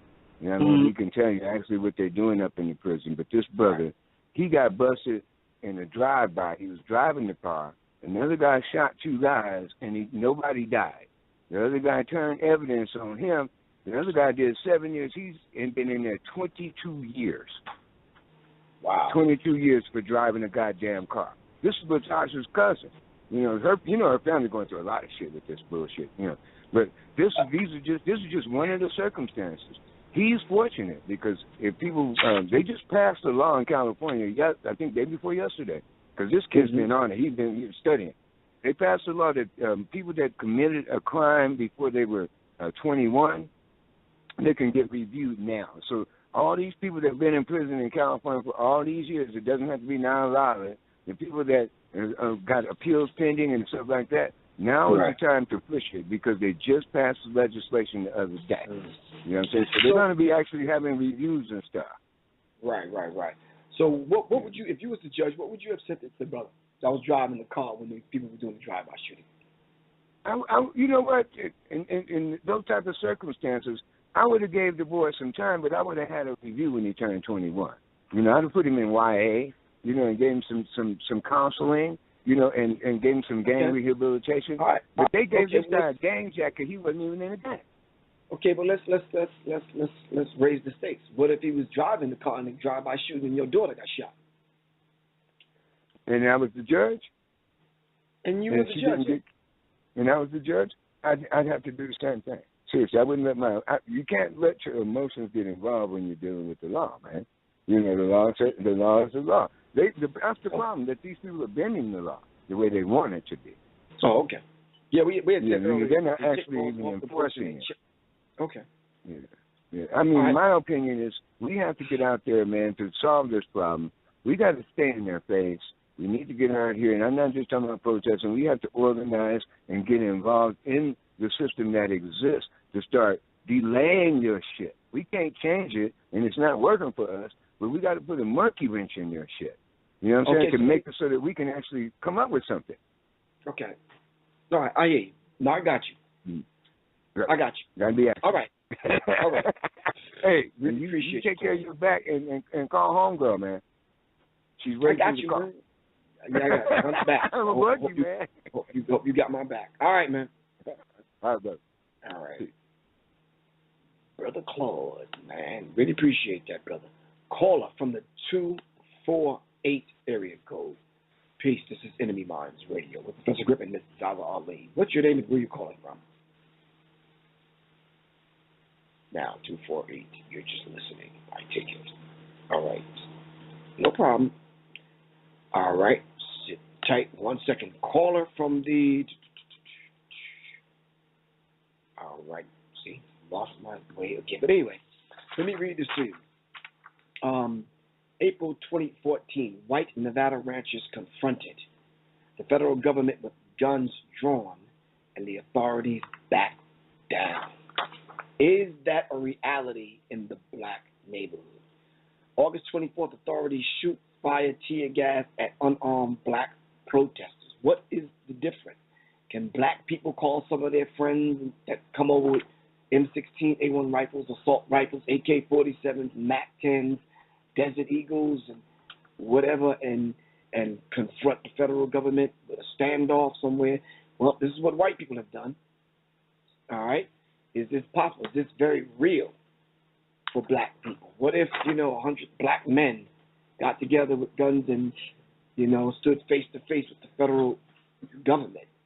All right? Well, this particular gentleman was protecting his land, and he called all his white friends, and they called some friends, and they came face to face with the feds, and it was a standoff. What do y'all think about that? Is that possible in the black neighborhood? All right. Is that justice? Is that where the country is headed? Caller from the 954 area code text me. He says, well, I thought that was an old lady for real. You silly. You should read my explanation on black robes. Okay, let me find your explanation on black robes. Hold on. Today, wearing nearly identical black robes is a way of showing that all the country's judges are united in the same responsibility to uphold the law. What I was asking in reference to the black robes, though, on an occult level, what does the black robes actually mean? All right. Some say neutrality. Some say in unison. Some say humility. I'm not sure. I'm looking for the occult meaning. I think someone else had hit me up and said something in reference to Jordan Maxwell. Hold on. Let me see if I can find it. Caller from the 301 also says, also Jordan Maxwell traced it back to Freemasonry. God of the Hebrews, wearing black robes. Another caller said basically that wearing black robes is part of the priesthood. What do y'all think on an occult level? Why do judges wear black robes? Caller from the 973 area code. This is Professor Griff ZaZa Ali on NMEmindz Radio. What's good? 973. Oh, I guess you're just listening. 973. All right, we're going to take a commercial break, and we'll be right back at you. This is Professor Griff and Ms. ZaZa Ali on NMEmindz Radio. Listen, brothers and sisters, Saturday, May 23rd, Divine Goddess Principle, honoring mothers of civilization in Atlanta, Georgia. That's May 23rd. That's a Saturday. All right, from 2 to 8, we will be honoring Dr. Joy DeGruy, Dr. Ava Muhammad, Amina Matthews, and my good sister Tanetta Muhammad. It's a live pay-per-view streaming, all right? The Divine Goddess Principle. We're going to balance out this feminine and masculine energy. Keynote speaker, Dr. Francis Cress Wilson. Also, guest speaker, Miss Marimba Ani. And also, my big sister, Miss ZaZa Ali, hosted by Professor Griff, presented to you by Fulton County Art and Culture, Southwest Art Center Performing Theater and Gallery, and NMEmindz Radio. All right? Keep in mind, brothers and sisters, the Conscious Marketplace is coming to the ATL every Sunday in June at 12 o'clock. Conscious Marketplace. All right? We're going to give you that information in a minute after this commercial break. We'll be right back. Right now, ladies and gentlemen, I think we're going to get back in the groove again. We're going to turn y'all loose. We're going to keep the thing rolling a little while. This thing right here is going out to that 50% of the black youth that's living below the poverty line. You know, the pitch rock, pitch glock, flip cop, but a black leader sit, watch, and blame that shit on hip-hop. This hop's about to happen. He's Timothy Taylor, and he's about to do it again. Flow with E3's like wind. MCs don't got nothing for him. Whatever you need, I got that. You better believe I hide that. Drop down and get G'd along, shorty, fuck that. This here rap thing's a hobby. I do it a little too good. Whatever your name, you bore me. You corny, fuck your hood. Because I'm top notch, block, cock, hop shot. Inevitably, for fucking with me, you catch a speed knot. Niggas believe not. Fuck what y'all heard, I'm him. Follow my lead, intelligent intelligent. This ain't no exploitation. Boy, that did what it is. Deliver my manifestation. It's like it's a life I live. Ignorant exaggerations about how y'all got shot and shit. How y'all be copping bricks, breaking bread with cops and shit. Niggas preposterous. I'm back on top of this. Intelligent music has not slash Masada shit. My tough and tough. So we say they my Chris, so we say they my blood. This is for my youth and yours. When them get hungry, you know them will shoot. This is for my tough and tough. So we say they my Chris, so we say they my blood. This is for my youth and yours. When them get hungry, you know them will shoot. He's head over heels in love with that USB, I cuff it. This MIC, I touch it. I'll do my thing like fuck it. When on the front line, crunch time, come time. Show as the sunshine, I'm gon' bust mine. Never giving a wrong impression. Ready your weapons, cause you say you want a revolution. Well, there it is. Most MCs come from slums. Some so they sold for crumbs. Most MCs living that keep it real, be keeping it real dumb. They wanna be king of the Negroes. They want the biggest ram. He want a menage with 3 crows. He want the biggest fans. They wanna be Dr. Mobutu. I come from the line of Lumumba. I move like Harriet Tubman, Andor Kwame and Nkrumah. Why niggas act cute, flash, loot, crack, shoot. I'm in the black hoop, breaking bread with black youth. My movement grassroots, established on some past truths. Black revolutionaries ready, aim back. For my tough and tough. So we say they my Chris, so we say they my blood. This is for my youth and yours. When them get hungry, you know them will shoot. This is for my tough and tough. So we say they my Chris, so we say they my blood. This is for my youth and yours.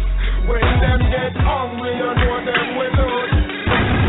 This ain't no party song. No, I ain't started home. And I ain't hardly on that bottle of Bacardi Rum. Deliver the gift I give, sip, done, blessed enough.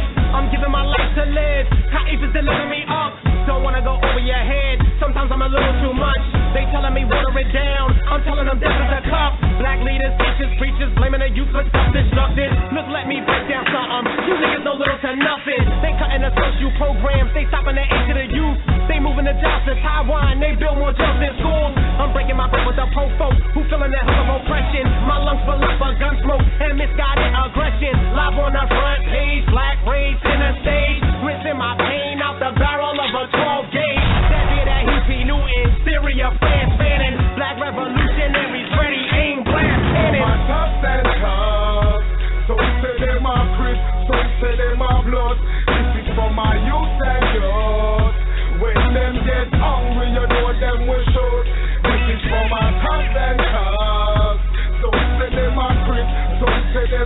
youth. This is for my youth and youth. When them get hungry, you know them will not. When them thugs and thugs want live it up.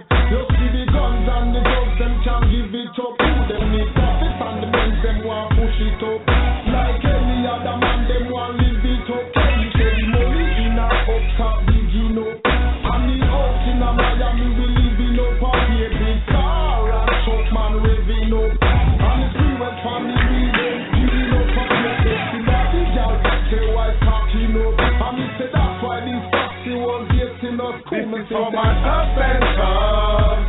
So say them are Chris, so say them are blood. This is for my youth and youth.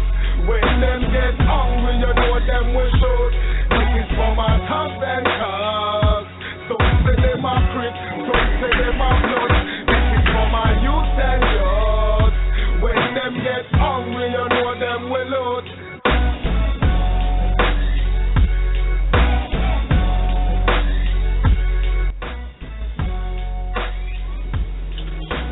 Check 1212. Brother 5 G-O-D. Alright, Trenton, New Jersey. Alright, poor righteous teachers, wise, intelligent youth, and thugs.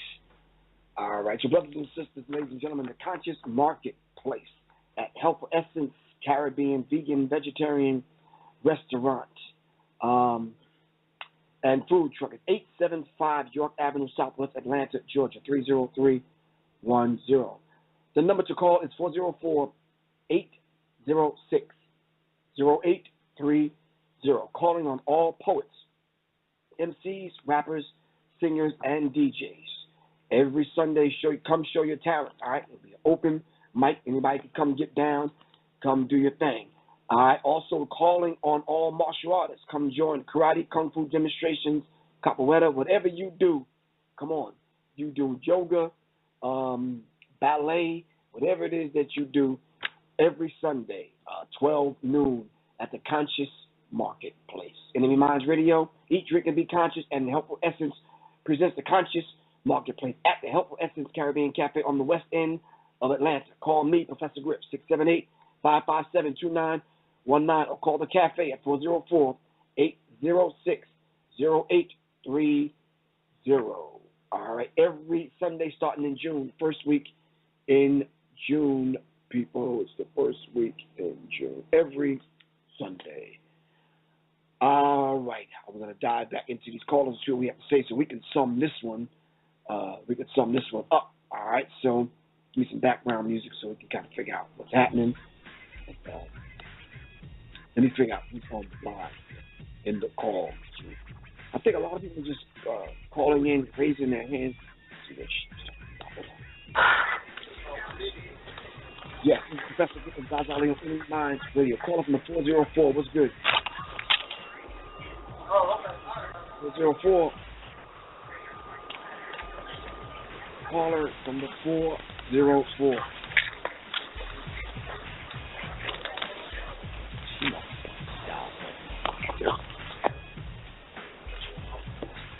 Okay. Obviously, that sister don't realize that she has called. All right, brothers and sisters. When we're talking about white robe, black justice, I'm getting a lot of text messages, and people are giving me these different kind of meanings about what the black robes stand for as far as an occultic level. Brothers and sisters, no one understands. If you go into the courtroom and you take a look around, these things are not just done by accident. There's a reason why they're wearing the black robes. The reason why police officers wear black uniforms. If you can't give it to me on the esoteric level, give it to me from dealing with symbolism, what Dr. Francis Cress Wilson said. What is the symbolic meaning of wearing the dark uniform? Does it actually mean authority? The majority of the people that are texting me and sending me information says it means neutral or humility, or it symbolizes they're in unison with one another. Tonight's show is Black Robes, White Justice, and we dedicated to Cut 'em Loose Bruce, Justice Bruce Wright. All right, and I think when you find a brother like that has been made a justice and he rose to the ranks to become a judge and he's upholding the law and he's administering justice on an equal plane regardless of who you are, I think those kind of brothers need to kind of take a look at it and look through his lens and see how he's viewing this particular thing called justice. And we need to really take a look at the justice system. Have black people received justice over the last, let's say, 10 years at some of the cases that we could look at? What is her name? Diana Jones, 7 years old from Detroit, Michigan. Did she receive justice? How did that court case end up? Who else? Pearlie Golden, 93-year-old woman in Hearne, Texas. Did she receive justice? Did John Crawford receive justice? What other outcomes for these particular cases? Do they just end up in a cold case filed somewhere and no one serves time? The more popular cases, Mike Brown and Eric Garner, John Crawford, Shamir Rice. How did these cases end up? Did anyone do time? Can we look at some of these cases and dig up some of the outcomes and look into these cases and see whether or not our people get justice? I was saying earlier that just because you receive a large settlement, that's not necessarily justice. All right? What's fair? What's fair in an Eric Garner kind of situation where police officers stood around, including a black officer, and watched his brother get choked to death, and the coroner's officer ruled it a homicide. Choked in his band. All right, it was caught on film. What more proof do you need? But yet no one went to jail. As a matter of fact, someone did go to jail. The brother that filmed it went to jail. What kind of justice is this? All right, so let's look at these particular cases and let's come up with some kind of outcome that we can kind of give to our people so we can determine whether or not if this is justified. All right? Most cases, when you're talking about 100 years of lynching, when you're talking about when you look through pages, the annals of history, and you're looking through without sanctuary, there was no one brought to trial and convicted for the lynching and the murder of our brothers and sisters for hundreds and hundreds and hundreds of years. This became a practice among the average white person in America. All right? So let's look at these particular cases and let's determine whether or not if this is justice. And if not, if we didn't get justice, then what would be satisfactory to black people in these kind of situations? Those of you that want to operate in the confines of the judicial system in America, do you get justice? All right? Do black police officers get justice and you on the force? You're made to uphold the oath and the Fraternal Order of Police. You're very fearful about crossing the thin blue line, but some of your relatives have been unjustly accused of crimes and got beat upside the head with billy clubs and maced and unfairly treated by the criminal justice system. So what is justice for black people in America? Do we need to separate from America? Do we need tribal court system?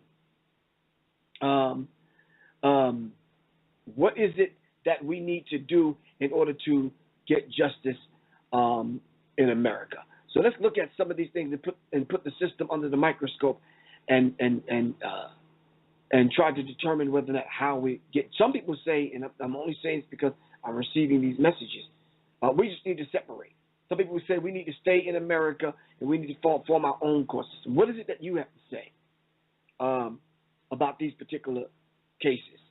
All right, so let's dive into this thing and see whether or not we're actually going to get justice in America. I think not.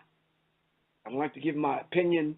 I'd rather speak from doing research and coming up with some actual facts and going over the.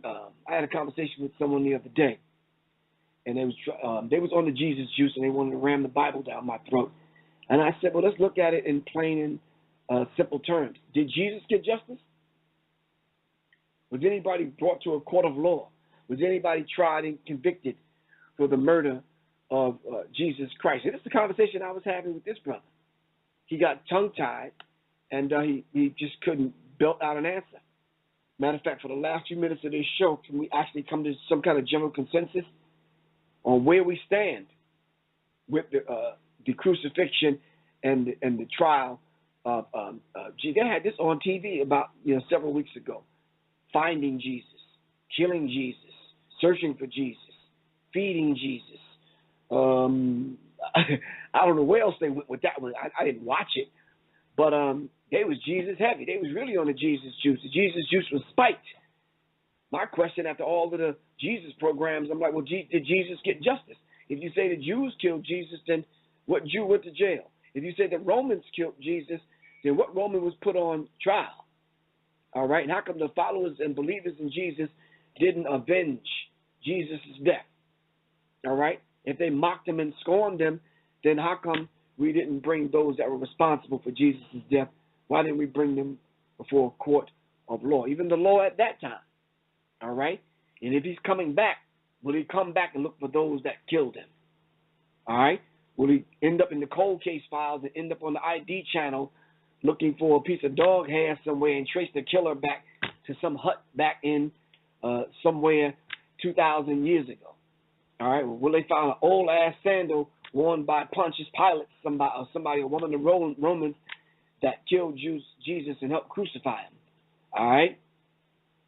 So let's just be real about these particular things, all right? If there's telescopes that are out there that sit beyond the ionosphere that can look back on the earth, all right, and see a piece of hair between the butt crack of a mosquito, and they can find that the killer that existed 2,000 years ago, that I'm sure we can find some of these killers in these modern-day murders that murder our people. All right? What was the brother's name? I believe his last name was Anderson. So many damn brothers that died at the hands of white police officers. The brother they found in the rolled-up gym mat. All right, did that brother ever get justice?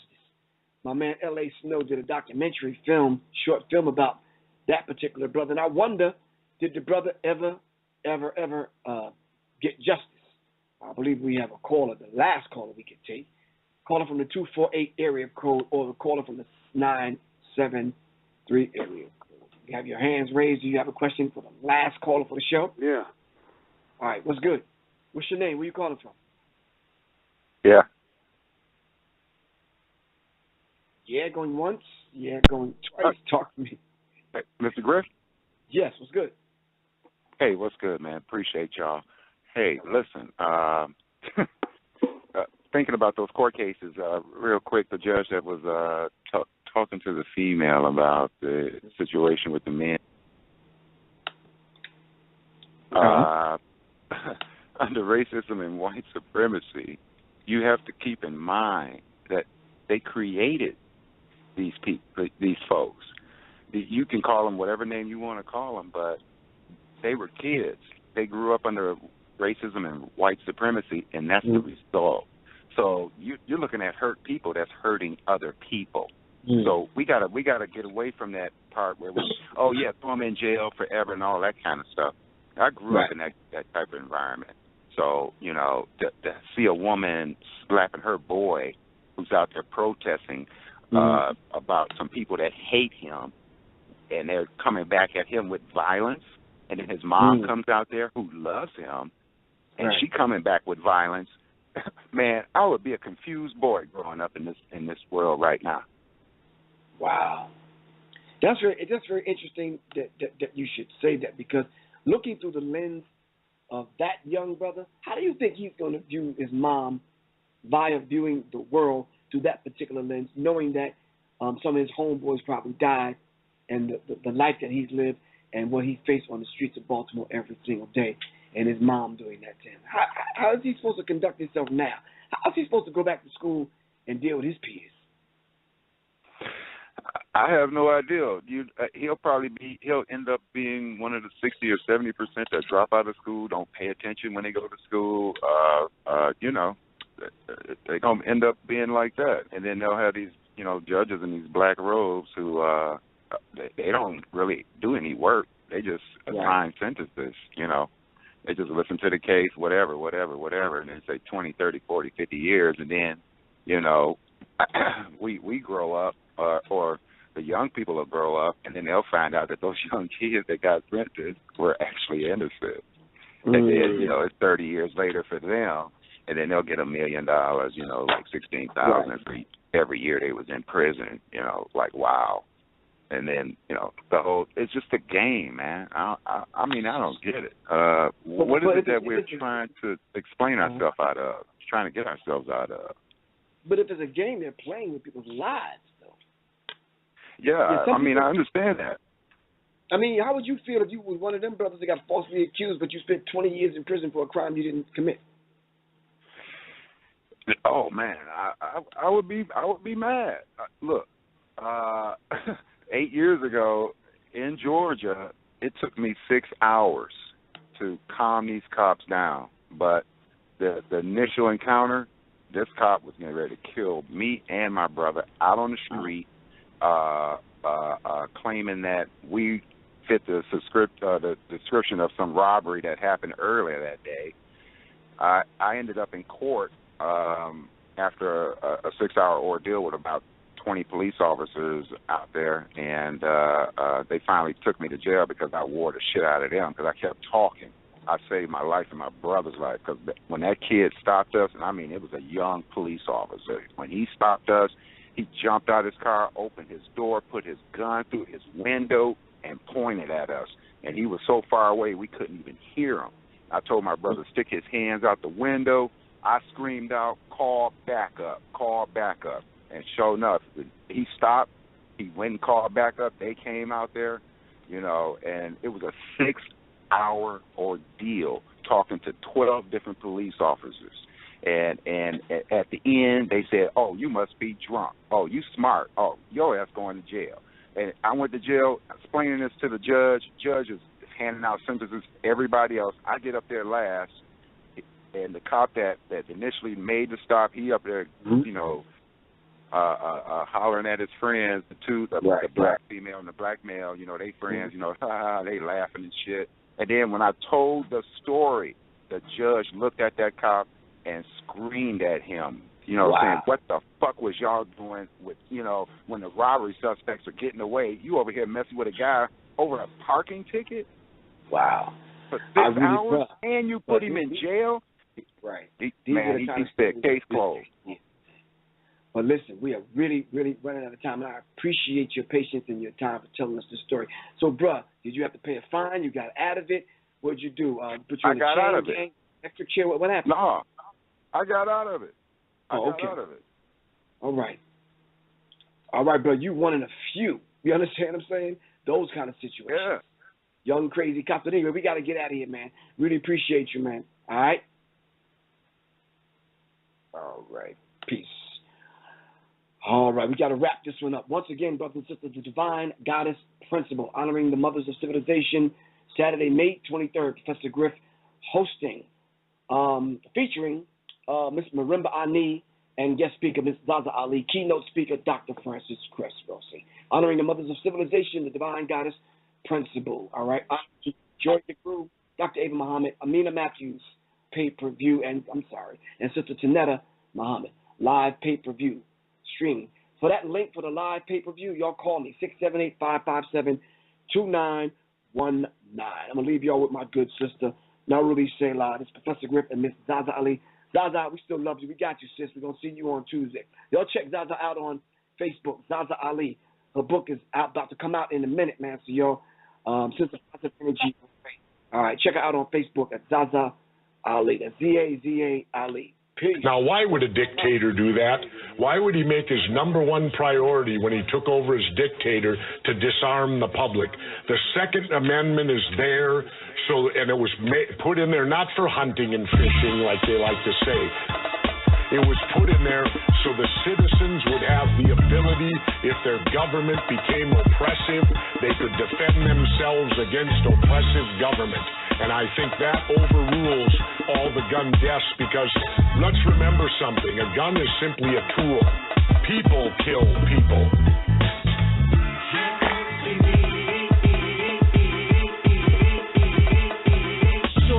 ready. Once that war has gotten heavy, kept some burners by the bevy. Turn that deep into confetti. Steady aiming where your children at. Damage where you building at. Annihilate you from the map. This is more than just a rap. Presidents crying over babies don't move me. Well, they've been